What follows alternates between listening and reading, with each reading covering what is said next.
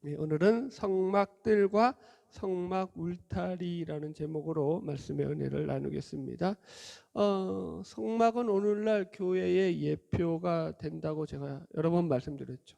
그래서 성막을 우리가 공부하면서 이 신약의 교회가 어떻게 세워져 가는가를 우리는 또 배우게 되는 겁니다. 그래서 우리가 오늘도 이 말씀들을 통해서 은혜를 나누면서 하나님의 교회가 어떻게 세워져 가고 어떻게 하나님의 역사를 이루어 가는지를 확인하는 그런 시간이 되기를 소망합니다.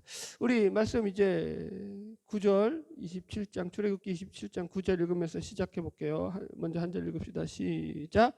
너는 성막에 뜰을 만들지니 남쪽을 향하여 뜰 남쪽에 너비가 100규빗의 세마포 휘장을 쳐서 그 한쪽을 당하게 할지니. 자, 그래서 이제 성막에 뜰을 만들라는데 이게 성막에 이제 울타리를 쳐가지고 뜰을 만들라는 개념이겠죠. 자, 그래서 이제 한번 제가 나눠드린 프린터문을 다 보시면 돼요.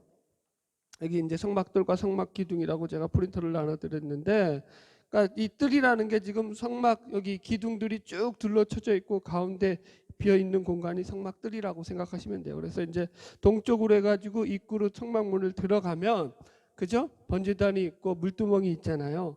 여기 이제 성막문에 들어가서 이 만나는 이 장소가 그냥 성막뜰인 거예요. 그래서 이 성막뜰을 어떻게 만드냐면은 이 성막 기둥을 둘러쳐 가지고 거기에다가 휘장을 침으로 인해 가지고 그 안에 성막들을 만드는 개념이에요. 그래서 뭐 여기 보면은 이제 남쪽을 향하여 여기 구절 보면은 뜰 남쪽에 너비가 100규빗의 세마포 휘장을 쪄서 그 한쪽을 당하게 하라라고 했죠. 그래서 이 남쪽 여기 지도에 보면 나오죠. 100규빗 보이죠, 여러분들? 그래서 그게 약 이게 이제 1규빗을 45cm로 기준 잡는 거예요. 가장 기본적인 기준이에요. 그렇게 잡았을 때 이 남쪽 길이가 100규빗이니까 45m 정도 길이가 되는 거예요.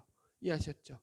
뭐 일단 뭐 본문은 차치하고 이제 그림 나왔으니까 이 그림부터 설명하자면, 그리고 나서 이제 이 남쪽이 그렇고 반대쪽인 북쪽도 또 100규빗이니까 45m, 그죠?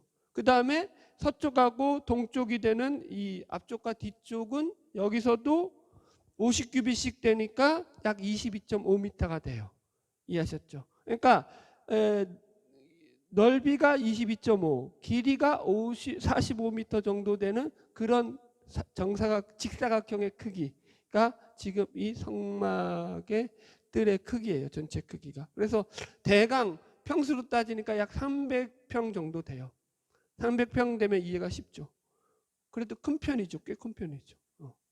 이해하셨죠? 여러분들? 네. 어렵지 않죠? 자, 10절 읽읍시다. 시작. 그 기둥이 스물이며 그 받침 스물은 노수로 하고 그 기둥의 갈고리와 가름대는 은으로 할지며. 예, 그래서 이제 거기에다가 이제 성막 기둥을 치라는 거예요. 성막 기둥을 쳐가지고 울타리를 만드는 개념이죠. 울타리 개념이죠. 그래서 그 기둥이 여기 보니까 스물이에요. 스물. 이해하셨죠? 그래서 이 100규빗의 긴 쪽에 기둥이 20개고요.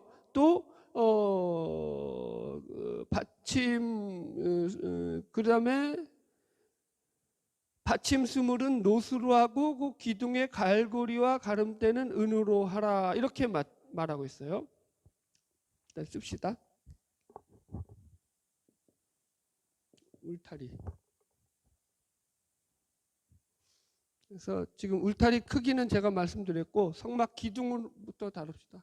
성막 기둥이, 그래서 여기서 보면은 몇 개씩 나와요? 일단은 20개씩 나오죠. 20개씩. 그래서 받침은 20개수로 해가지고 기둥이 20이며 해가지고, 그러니까 한쪽의 기둥이, 긴 쪽의 기둥이 20개죠. 20개 더하기 또 긴 쪽에 20개 더하기, 그 다음에 짧은 쪽은 10개로 나오죠. 10개 더하기 10개 해가지고 총 60개의 기둥을 세우게 돼 있죠. 성막 기둥. 그죠? 여러분들? 이거 뭐 간단한 설명이니까 뭐 어렵지 않죠? 네.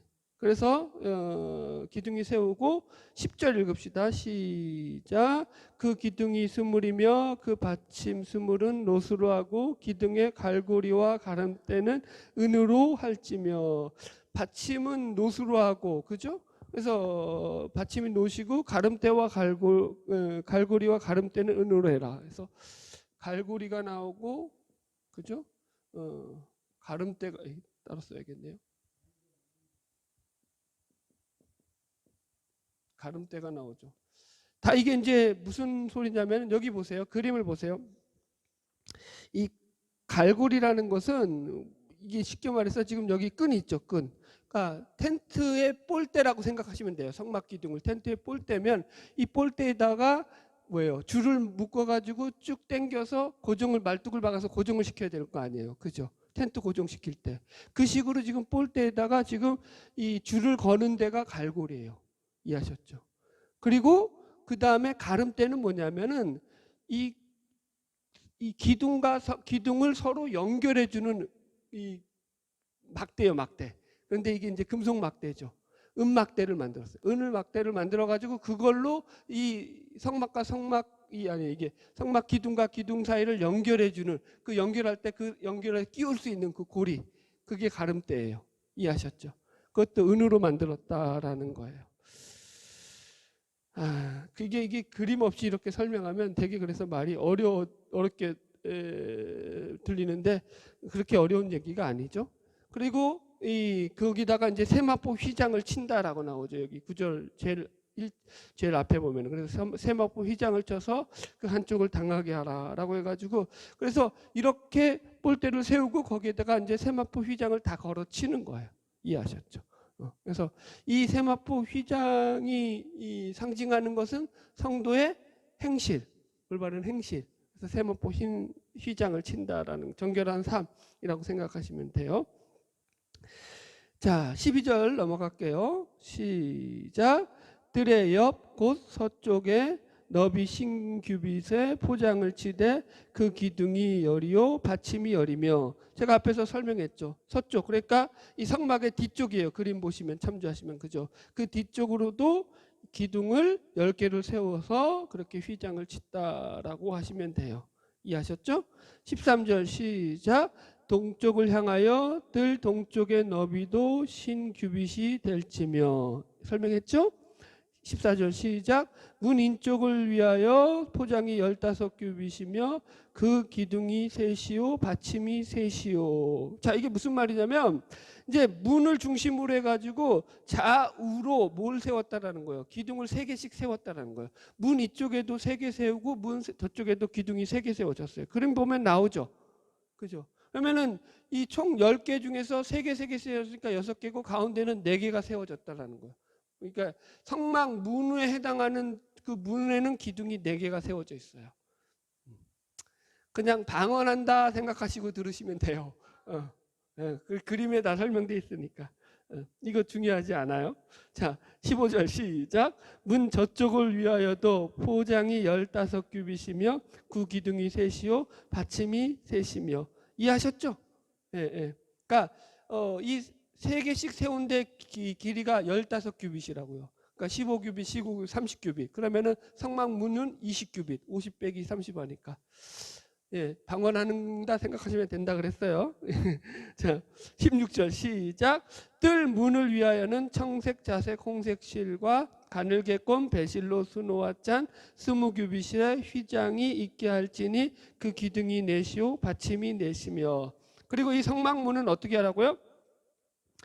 휘장, 그러니까 그 휘장을 갖다가 이 4가지 청색, 자색, 홍색에다가 이 배실, 가늘게 꼰 배실에다가 이걸 섞어가지고 뭐 순을 넣어가지고, 그러니까 하얀 세마포가 아니죠. 이거는 색깔이 있죠. 그래서 이제 일반 문과 그렇지 않은 것이 이제 구별되게 만들었다라는 거죠. 그래서 이게 지금 그렇게 시작하고 있습니다. 자, 지루한 시간 좀 갖고요. 이제 좀 설명 좀 해줄게요. 성막문 다 지웁시다.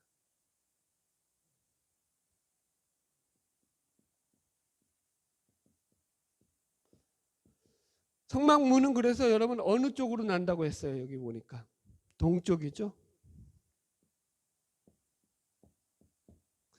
여러분들? 성막문이 동쪽으로 나는 거예요. 자, 성막문이 일단 한 개라는 의미는 뭐죠? 우리 그냥 이 성막 자체가 다 예수 그리스도의 어떤 모형도 된다고 했죠. 그래서 성막문이 하나라는 것은 길이 하나밖에 없고 구원이 하나밖에 없다라는 의미가 가지고 있죠. 그러면 이제 동쪽으로 나는 건 왜 동쪽으로 나냐라는 질문해야죠. 이 동쪽이라는 의미가 히브리어 케뎀이라는 말이에요. 케뎀이로 이게 이제 앞에 있다, 옆에 있다 이런 뜻이에요. 뭐뭐 앞에 있다 이런 뜻이 케뎀이에요. 케뎀. 이게 무슨 말일까요? 그래서 왜 지금 성막문을 동쪽에 내느냐라는 게 이제 오늘 첫 번째 우리가 다룰 주제예요. 자, 그러면 성경에서 이 동쪽이라는 의미가 뭐가 있느냐? 참고로요, 이 유대인들은 이 방향에서 기준이 어디냐면 항상 동쪽이 기준이에요. 동쪽을 기준으로 해서 거기 속에서 동서남북을 정해요. 이해하셨죠? 동쪽을 기준으로 잡고 거기 속에서 서쪽이 어느 쪽이고 북쪽이 어디 쪽이고 나가요. 왜 그럴까요? 동쪽이 그만큼 중요하다는 거죠. 그럼 성경에서 동쪽의 의미 상징하는 게 뭐냐라는 거예요. 첫 번째, 오늘은 동쪽에 대해서 한번 배워봅시다. 상징성이에요. 알레고리적이기 때문에 약점도 있어요. 하지만 그럼에도 불구하고 가장 많이 성경에서 이 동쪽에 대해서 여러 가지로 묘사하고 있기 때문에 알아야 되죠. 첫 번째, 제가 이제 답은 여러분들이 이제 추리해가지고 맞추셔야 돼요. 첫 번째, 아담과 하와가 에덴 동산에서 쫓겨날 때 어느 쪽으로 쫓겨났을까요? 땡이에요. 동쪽. 지금 동쪽 따는데 서쪽 나오면 어쩌자는 거야. 자, 동쪽에서 쫓겨났어요. 그래서 하나님께서 이 그룹들을 통해 가지고 하은검을 가지고 에덴 동산을 지킬 때 어느 쪽을 지키라고 하고 있어요? 동쪽을 지키라고 하고 있죠. 왜 동쪽을 지켜요?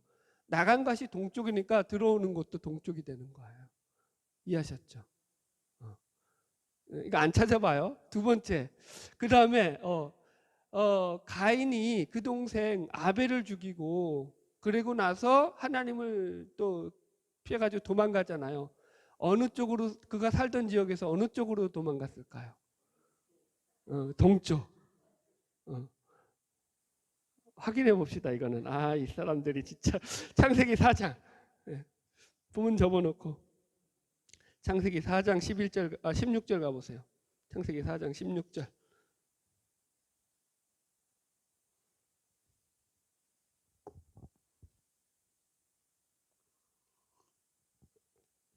자, 읽읍시다. 창세기 4장 16절. 이제 다 동쪽이라고 얘기하면 답이 돼요. 그러니까 시작. 가인이 여호와 앞을 떠나서 에덴 동쪽 롯 땅에 거주하더니 어디 거주했다고요? 에덴 동쪽으로 있는 롯 땅에 거주했다고요. 거기서부터 이제 이 에녹성을 짓죠. 이해하셨죠? 동쪽이 상징하는 거예요. 자, 이제 쉽겠죠. 세 번째, 노아 홍수 이후에 인류가 바벨탑을 세우기 위해서 그들이 살던 지역에서 이동을 합니다. 이동할 때 그 이동한 지역이 동쪽일까요? 서쪽일까요? 동쪽이요. 성경엔 동쪽으로 나와요. 자, 창세기 11장 가까우니까 읽읍시다. 창세기 11장 2절. 1절 2절 읽읍시다. 창세기 11장 1절 2절 시작. 온 땅의 언어가 하나요 말이 하나였더라. 이에 그들이 동방으로 옮기다가 신할 평지를 만나 거기 거류하며 이러면서 이제 바벨탑을 쌓는 거예요. 동쪽으로 옮겼다고요. 거한 곳에서. 재밌죠? 그러니까 다 동쪽에 지금 인간들이 죄짓고 그죠? 타락하는 그런 방향으로 성경에서 언급되어 나오더라는 거죠. 자, 하나만 더 해볼까요? 아브라함이 조카 롯과 이제 싸우고 나가지고 이제 조카 롯이 소돔과 고모라로 가게 되잖아요. 그죠? 그러면은 그 이전에 있던 장소에서 소돔과 고모라는 동쪽일까요? 서쪽일까요? 이제 알아듣네. 자, 보세요. 이게 재밌는 게 뭐냐면 이게 소돔과 고모라를 기준으로 볼 때 얘 중에 이제 소돔과 고모라를 가운데 놓고 예를 들면 지중해 쪽에서 소돔과 고모라를 보면 어쪽이 되냐면 동쪽이 되는 거예요. 그러나 모압과 암몬을 기준으로 이 소돔과 고모라를 보면 어떻게 되냐면은 서쪽이 돼요. 땅이 이제 그 사해 동남쪽, 동남쪽이에요. 하도 헷갈리네. 동쪽으로 제일 동남쪽에 있거든요. 사해 바다 동남쪽에 있는 게 소돔과 고모라거든요. 그래서 이쪽 이 동쪽에 있는 모압과 암몬을 기준으로 보면 얘네들은 서쪽에 해당해요. 밑에 있는 저기 남쪽에 있는 이집트를 기준으로 보면 소돔과 고모라는 어떻게 돼요? 북쪽이 되죠. 북쪽. 뭔 말하는지 따라오셔야 돼요. 자꾸 동서남북에 헷갈리면 안 돼요. 저기 그럼 위쪽 메소포타미아 지역에서 보면 어떻게 되는 거예요? 여기는 남쪽이 되는 거죠. 기준을 어디에 놓고 보냐에 따라서 소돔과 고모라는 동쪽도 될 수 있고 서쪽도 될 수 있고 남쪽도 될 수 있고 북쪽도 될 수 있어요. 근데 기준을 어디가 놓고 봤냐면은 이들이 그때 있었던 베델과 아이 사이를 기준으로 놓고 봐요. 성경에 보면 거기가 어디냐면 유대 땅이에요. 유대 땅을 놓고 보면 여기는 동쪽이 되는 거예요. 그래서 성경을 보면은 롯이 그 소돔과 고모라를 볼 때 보기에 좋았더라. 이 아담과 하와가 죄질 때도 보기에 좋았더라. 그죠? 그래서 그 땅을 차지하게 된다고요. 그렇죠. 그러니까 다 지금 성경에 얘기들이 항상 이렇게 나간다는 거예요. 자, 보세요. 요셉이 꿈을 꾸는데, 그죠? 그 일곱 해 흉년에 대한 꿈을 꿀 때가 어떻게 하냐면은 이 동풍이 불어와 가지고 그 동풍으로 말미암아서 그 파리한 새싹이 자라온다고요. 파리한 새싹이 와서 풍성하게 맺힌 새싹을 잡아먹는 걸로 나오죠. 그죠? 뭐가 먼저 시작이라고요? 동풍이 먼저 시작하죠. 그죠? 자, 애굽의 10가지 재앙에서 마지막 8번째 재앙인 마지막 8번째래요. 제가 이렇게 말을 잘해요. 애굽의 10가지 재앙에서 8번째 재앙인 메뚜기 재앙 있죠. 그죠? 거기도 바람이 어디로부터 불어왔다고 해요? 예? 동풍. 그죠? 동풍이 불어와서 메뚜기가 왔다고요. 야, 그럼 마지막 기저합시다. 이건 맞추겠죠. 자, 그러면 하나님이 홍해를 가를 때는 홍해는 하나님이 이스라엘 백성들을 살려낸 곳이잖아요. 그죠? 그죠? 하나님이 구원이 역사했으니까 홍해를 가를 때는 하나님께서 밤새도록 바람을 불어가지고 홍해를 갈랐다고 했을 때 이 바람은 어디서 불어와야 돼요? 동쪽에서 불어와야 돼요? 하나님이 구원인데 하늘에서 불어와야 돼요? 성경에 어디서 불어왔다고 나와 있어요? 제가 여러분들을 막 속이는 거에 넘어오지 마세요. 여러분들. 예? 아니 바람이 불어왔어요. 동풍인지 서풍인지 분명히 나와요. 무슨 풍이에요? 동풍이에요. 동풍. 하나님의 구원도 동풍에서 불어온다고요. 하나님의 재난도 동풍에서 불어오고. 이게 재밌죠. 그래서 그러니까 동풍을 천편일률적으로 알레고리적으로 무조건 하나님의 재앙이다라고 말할 수는 없어요. 그죠? 제가 지금 그걸 예를 들려고 하는 거예요. 그런데 지금 예를 들었듯이 대부분 동쪽이 상징하는 건 어떤 상징이었어요? 인간의 죄와 하나님의 심판과 재앙을 상징했죠. 인간의 죄 플러스 하나님의 재앙과 심판을 상징할 때 이 동풍이라고요. 동쪽이 나오더라는 거죠. 그죠? 그런데 왜 그럼에도 불구하고 성막문을 동쪽에다 냈느냐 이거예요. 왜 그랬다고요? 왜 그랬다고요? 인간은 죄밖에 지을 줄 모르는 존재임에도 불구하고 그래서 하나님께서 어떻게 보면은 아주 꼴 보기 싫어 이래야지 정상이잖아요. 우리가 생각할 때는. 근데 하나님은 여전히 죄 짓는 그 인간들에게 가장 큰 사랑과 은혜와 관심을 가지고 그들을 쳐다보고 계신다라는. 그래서 하나님의 관심이 하나님의 눈길이 향한 곳이 동쪽이라는 차원에서 그 동쪽이 나오죠. 이해하셨죠? 그러니까 이게 무척 재밌는 역설이죠. 어떻게 보면은 하나님 편에서는 인간의 죄악들로 득실되는 그쪽이 가장 보기 싫은 땅이 되고 그 방향이 돼야 됨에도 불구하고 하나님의 시선이 가장 오래 머물러 있는 곳이 바로 동쪽이더라. 그래서 동쪽 속에는 두 가지 의미가 함께 담겨 있죠. 인간의 죄악과 더불어서 하나님의 심판도 있으면서 더불어 하나님의 구원도 있죠.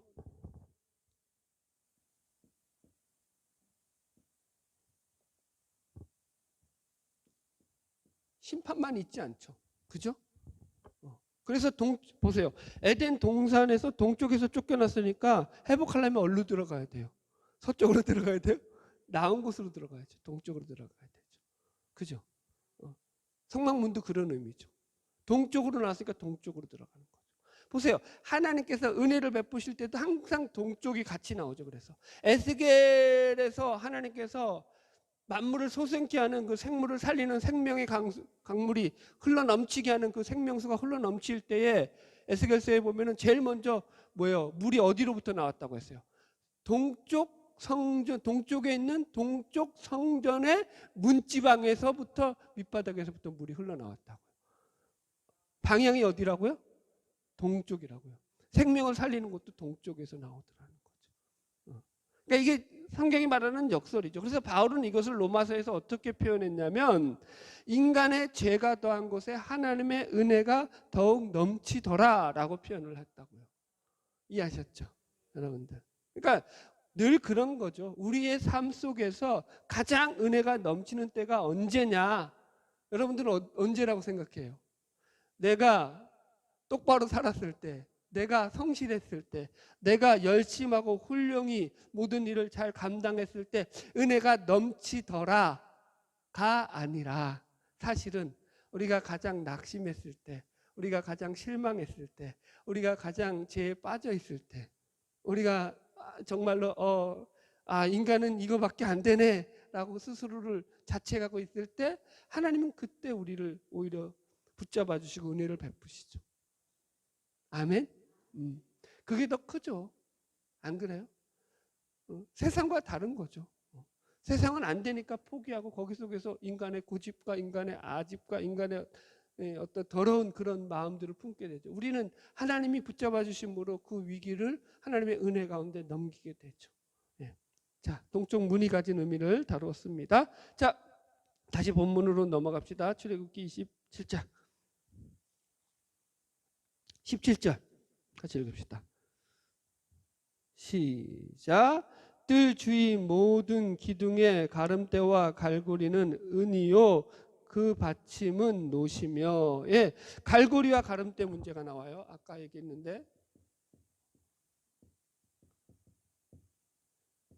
그러니까 기둥을 고정시키는 거라고 생각하며 기둥 고정시키는 장치들이죠. 기둥을 고정시키는 장치들인데 다 뭘로 만들었다고요? 재료를 은으로 만들었다고요. 은으로. 이해하셨죠? 자, 은이 상징하는 거 뭐라고 했어요? 이건 방언 아니에요. 이제 들으셔야 돼. 어렵긴 한데 뭐 그냥 그래도 간단하게 점검합시다. 은은 속전이라고 했죠. 속전. 대가지불. 그래서 요셉은 은 20에 팔렸고요. 예수님은 은 30에 팔렸죠. 그 대가지불을 통해서 그죠? 속전의 값을 치렀다라는 거예요. 그래서 우리가 성막 널판 할 때 배웠죠. 성막 널판의 밑에 받침틀은 뭘로 만들었어요? 성소의 성막 널판의 받침틀은 은으로 만들었다고요. 은으로. 이해하셨어요? 이거 노수로 하면 큰일 나요. 은으로 만들었어요. 그 받침틀을 은으로 만들어서 거기다가 뭘 놨다고요? 네? 네. 그렇죠. 성막 그 널판을 거기다 꼽았다고요. 이해하셨죠? 아주 중요하죠, 여러분들. 그래서 여러분 지금 여기서도 마찬가지예요. 이 성막 기둥의 갈고리와 가름대가 어떤 역할을 한다고요? 그 기둥을 갖다가 고정시켜 주신다고요. 끈으로 묶어서 두들겨 박아가지고. 이해했어요? 무슨 말인지? 여러분들? 그러니까 보세요. 이 기둥을 지지해주는 역할을 하는 도구들이 은으로 만들어졌다고요. 널판을 지지해주는 도구를 은으로 만들었듯이. 지지해주고 버티게 해주는 것. 우리 그러니까 다 이런 것들이 기둥이나 널판이 상징하는 게 뭐예요? 전부 다. 우리 죄인된 인간들이죠. 우리의 모습들이죠. 우리를 지지해주고 버티는 힘이 어디서 나온다고요? 은 받침, 은 고리에서 나온다고요. 은으로 만든 것. 그게 뭐라고요? 예수 그리스도의 속전, 십자가 은혜. 이거 제가 억지로 연결시키는 거예요. 이렇게 연결되도록 디자인되어 있는 거예요, 성경이. 후자죠, 여러분들. 그러니까 이 말은 모든 성도들은 그 뿌리를 어디에 가지고 있다라는 거, 예수 그리스도의 십자가 은혜 가운데 터잡고 있다라는 걸 기억하라 이 얘기죠. 이해하시죠? 그러니까 지지대 역할을 하는 건 전부 다 그래서 은으로 만들었어요. 그렇다고요, 뭐 여러분들. 자, 18절로 19절 넘어갑시다. 저도 죄송해요, 여러분들한테 되게 설명하면서. 시작. 뜰의 길이는 100규빗이요 너비는 10규빗이고 세마포 휘장의 높이는 5규빗이요 그 받침은 노시며 성막에서 쓰는 모든 기구와 그 말뚝과 뜰의 포장 말뚝을 다 노스로 할지라. 자, 그래서 높이는 5규빗이랬어요. 5규빗. 그죠? 안 씁니다. 여러분들 쓰세요. 5규빗이면 약 2.5m 정도 된다고 생각하시면 돼요. 자, 서장훈 키가 2m가 조금 넘죠. 그러면 2.5m면은 그거 보여요, 안 보여요? 서장훈 씨도 그 안을 들여다볼 수 없어요. 2.5m라는 것은 웬만한 사람들이 들여다 못 본다라는 거예요. 그죠? 이해하셨죠? 그 속을 못 들여본다는 게 성막 울타리가 이게 그 높이의 상징성이죠. 그래서 이게 무슨 말이냐면은 밖에서는 아무리 성막 안을 들여다보려고 할지라도 이 성막에 쳐져 있는 이 울타리로 인해 가지고 성막 안을 밖에서는 들여다볼 수 있다 없다? 없다, 이 얘기가 되죠, 여러분들. 그래서 성막은 곧 예수 그리스도를 상징하는 대표적인 상징물로서 그것을 밖에서 아무리 봐봤자 그 알 수 있다 없다? 없다, 그 얘기하는 거죠.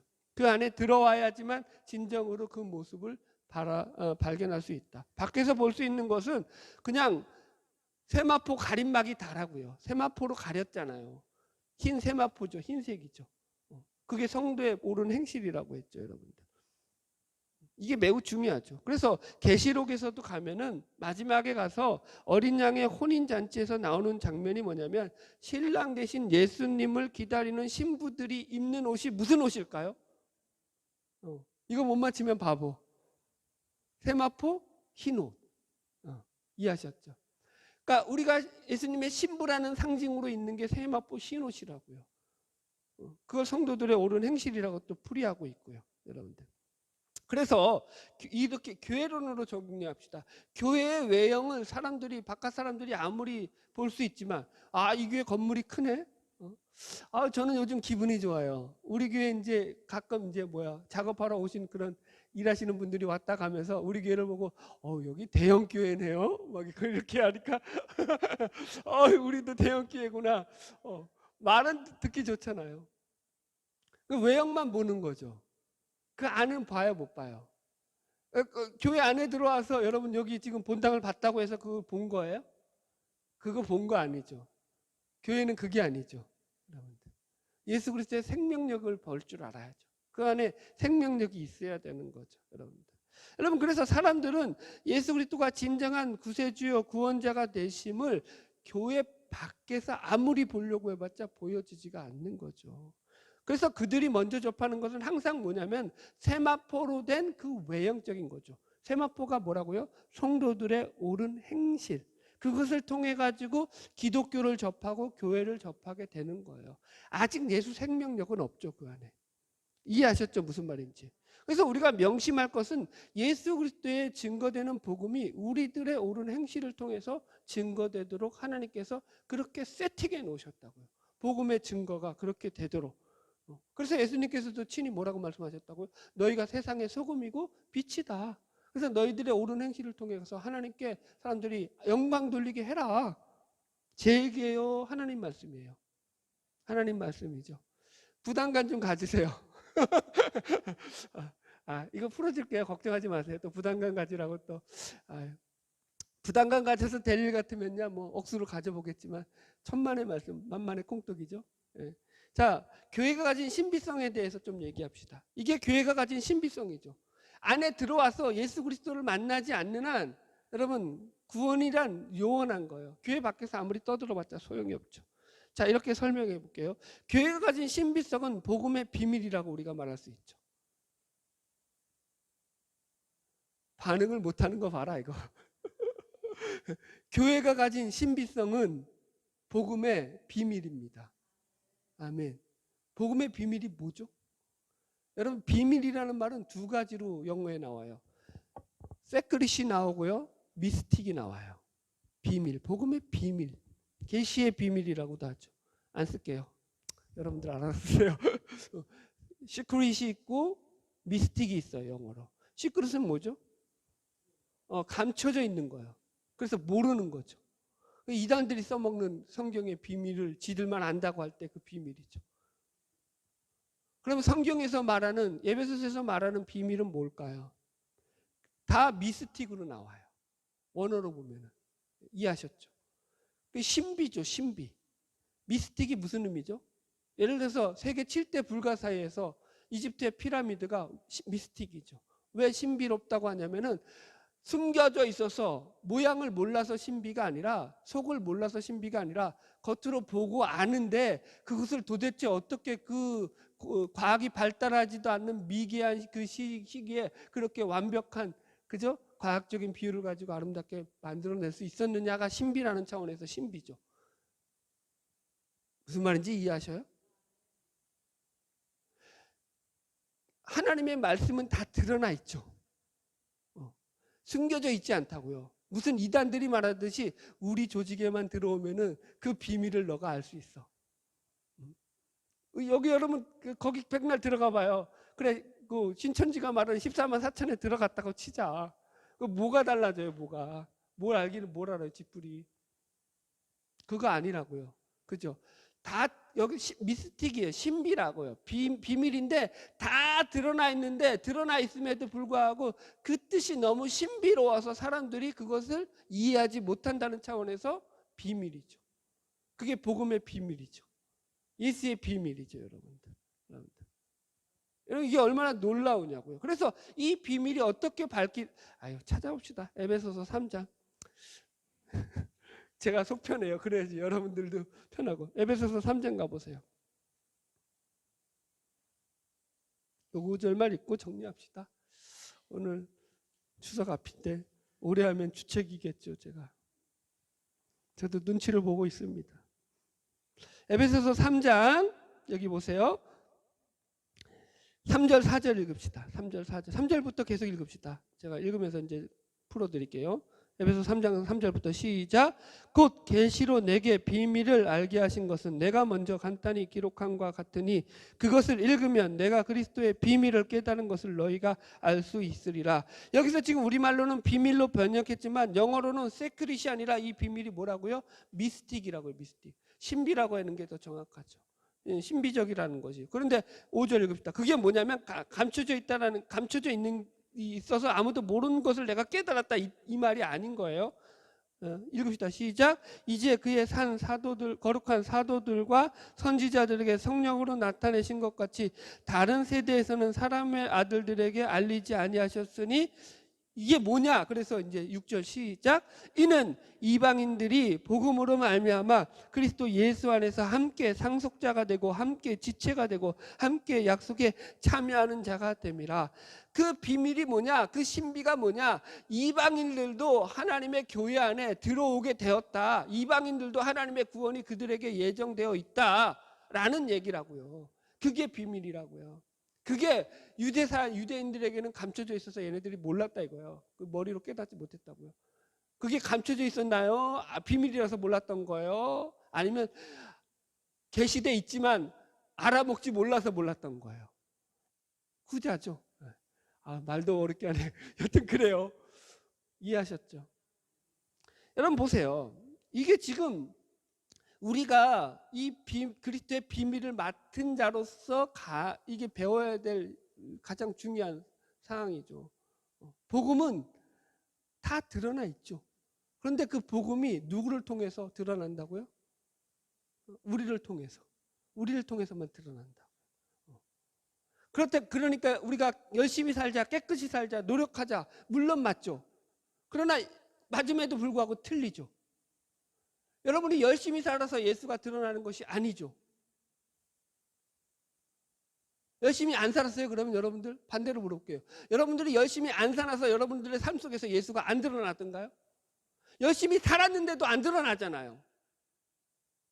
그렇지 않아요? 정확하게 파악을 해야죠. 여러분 이번에 추석 때도 우리가 열심히 노력해야죠. 최선을 다해서 다 할 거예요. 할 줄로 믿습니다. 그런다고 예수가 드러나던가요? 아니요. 사실은 답은 사실은 퀘스천 마크죠. 그럼 우리의 노력을 포기하라고요? 그 얘기 아니죠. 우리의 성화가 어디로부터 시작해야 되느냐를 놓치지 말라는 거예요. 내가 열심 내고 내가 성실하기 이전에 하나님의 은혜로 나는 구원받아서 그 은혜 안에 머무는 자임을 놓치지 말라는 거예요. 내가 소금이 되고 빛이 되는 게 아니라는 거죠. 나는 벌써 예수 그리스도를 믿음으로 말미암아 세상의 소금이고 빛이라고 선언을 하셨기 때문에. 이해하셨죠? 여러분들이 마음대로 하세요. 마음대로 하신데 은혜 받은 만큼만 하세요. 제발. 은혜 받았잖아요. 우리는 참 못돼가지고 남들이 나한테 싫은 소리 하면은 그거는 엄청 뼈에 새겨놔. 그런데 보세요. 남들이 나한테 좋은 소리 한 거 기억하고 있어요, 여러분들? 남들이 나한테 칭찬한 거 얼마나 기억하고 있냐고요. 남들이 나한테 위로한 말을 얼마나 기억하고 있냐고요. 그건 싹 잊어먹죠. 남들이 나한테 막 칭찬해줬던 거, 남들이 나에게 호의를 베풀어줬던 거는 그건 뭐 당연한 거야. 나는 그런 대접받아도 마땅해 하면서 그건 다 잊어먹고 살아요. 그런데 남들이 나한테 싫은 소리 한 번 하면 그건 평생 싸들고 가. 여러분, 어쩌자는 거예요. 그러면 여러분, 은혜가 작동해야 되는데 우리가 그런 존재라는 것을 인식해야죠. 벌써부터 여러분들 이제 추석이 다가오니까 마음속에서 우리가 불안하잖아요. 그럼 어떻게 해야 돼요? 은혜로 하나님이 주신 은혜 때문에 내가 그동안 하나님으로부터 받은 그 사랑과 은혜가 얼마나 큰지를 계속 묵상해야죠. 나 같은 죄인이 용서함 받아서 주 앞에 옳다함 얻음은 확실히 믿기는 어린 양 예수의 그 피로 속죄함 얻었네. 아멘. 내가 아니라고요. 내가. 그분이 나를 이렇게 여겨주신 거죠. 할렐루야. 예, 말뚝은 그리고 노수로 만들라고 했어요. 이게 이제 결론의 부분이에요. 자, 말씀을 정리하겠습니다. 예, 뭐이 정도 했으면 충분했을 것 같아요, 여러분들. 우리의 삶을 통해 가지고 여러분들 우리가 하나님 앞에서 누린 은혜가 크기 때문에 그 은혜로 우리는 이 믿음의 삶을 이어간다고 봅니다. 이제 신앙이 여러분 그래서 우리 속에서 자꾸 하나님 나에게 더 큰 어떤 뭐라 그럴까요? 능력을 주시고 힘을 주셔서 내가 세상을 이기게 해 주시옵소서라고 나가기보다는 하나님이 이미 나에게 주신 은혜, 이미 나에게 주신 구원, 나에게 주신 사랑을 점검하는 게 더 크죠. 그죠? 여러분들 우리는 늘 우리에게 주신 것은 이게 뭐예요? 이거 결혼하고 나면은 우리 못된 심보가 있죠. 이거 잡은 물고기를 뭘 관리를 하냐. 그래가지고 더 잘해야 되는데 어떻게 해요? 그 연애할 때는 그렇게 잘하더니 그렇게 뭐 눈에 넣어도 안 아플 것처럼 그렇게 잘하더니 결혼하고 나면 어떻게 한다고요? 완전히 뭐 180도 확 변하죠. 우리의 심보가 그렇다는 거죠. 하나님께 받은 은혜가 얼마나 크냐고요. 그 은혜를 왜 여러분들 그런데 이건 당연한 거야 라고 생각하냐고요. 정말로 그게 당연하나요? 당연하다고 생각하십니까? 저는 아니라고 생각을 해요. 그래서 지금도 너무 감사하고요, 여러분들. 우리가 하나님이 받은 은혜를 생각하면 또 잘 이길 수 있을 거라고 생각을 합니다. 바라기는 오늘도 하나님의 은혜 가운데 우리가 살았듯이 앞으로도 그 은혜를 붙잡고 하루하루가 믿음으로 승리하는 삶이 되기를 주님의 이름으로 축복합니다. 기도하겠습니다.